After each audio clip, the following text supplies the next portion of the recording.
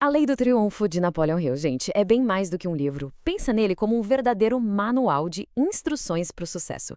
Nessa nossa análise, a gente vai mergulhar a fundo na filosofia temporal dele, que é, na verdade, um curso prático todo pensado para transformar potencial em realidade.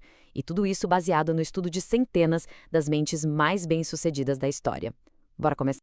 E para dar o pontapé inicial, o Hill já joga na mesa uma citação poderosa que é basicamente o pilar de toda a filosofia dele, a iniciativa. Sabe, não se trata só de ter vontade, mas de ter a coragem de ir lá e fazer, de dar o primeiro passo sem esperar que alguém te dê permissão. Essa ideia é o motor que vai mover todos os outros princípios que a gente vai explorar. Olha só o nosso roteiro. A gente começa entendendo o que é essa tal de filosofia do triunfo. Depois, vamos explorar o poder da imaginação e, em seguida, encarar de frente o medo da pobreza. Daí a gente vai como criar o hábito de economizar, o que é liderança de verdade e, para fechar, como montar um plano prático para o sucesso. Vamos começar pela base, então. O Hill não escreveu um livrinho de dicas, não. Ele estruturou um curso completo, de verdade. Esse curso é todo baseado em 16 leis universais que, segundo ele, governam o sucesso pessoal. Ou seja, é um sistema prático, feito para ser aplicado no dia a dia. Tá, mas o que é essa filosofia, afinal?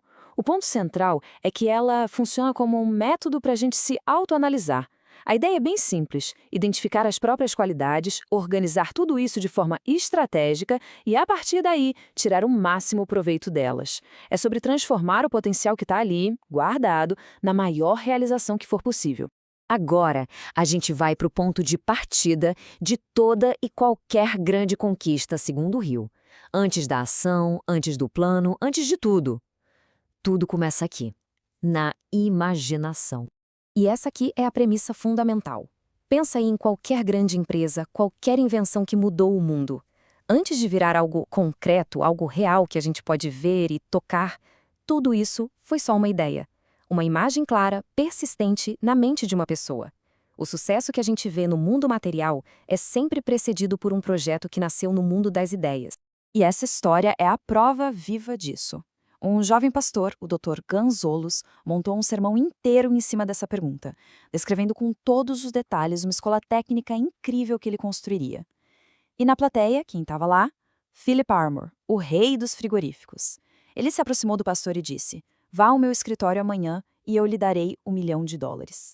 E foi assim que a escola nasceu, da união da imaginação de um e do capital do outro.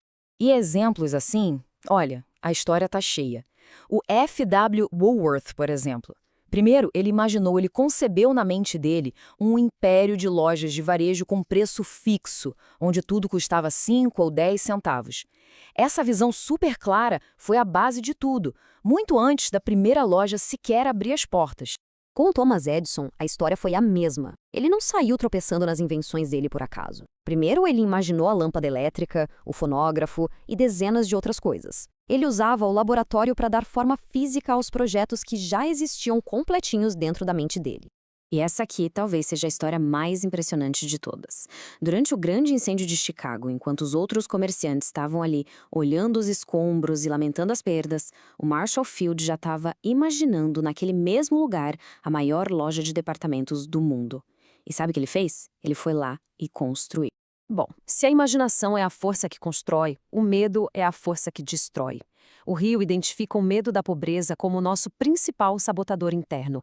É um obstáculo que pode minar a base de qualquer projeto de sucesso antes mesmo dele começar.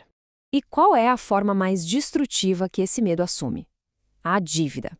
O Hill descreve a dívida como um senhor impiedoso, um carrasco que não perdoa. A dívida simplesmente mata a ambição, destrói a autoconfiança e prende as pessoas num ciclo de preocupação que impede a gente de alcançar qualquer objetivo maior.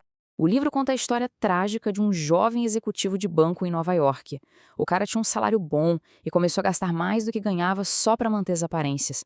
As dívidas foram crescendo, os credores começaram a persegui-lo, ele foi perdendo um emprego atrás do outro e, no fim, completamente encurralado, ele tirou a própria vida.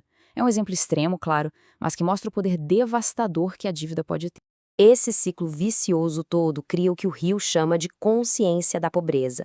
É um estado mental, quase como uma profecia que se realiza sozinha.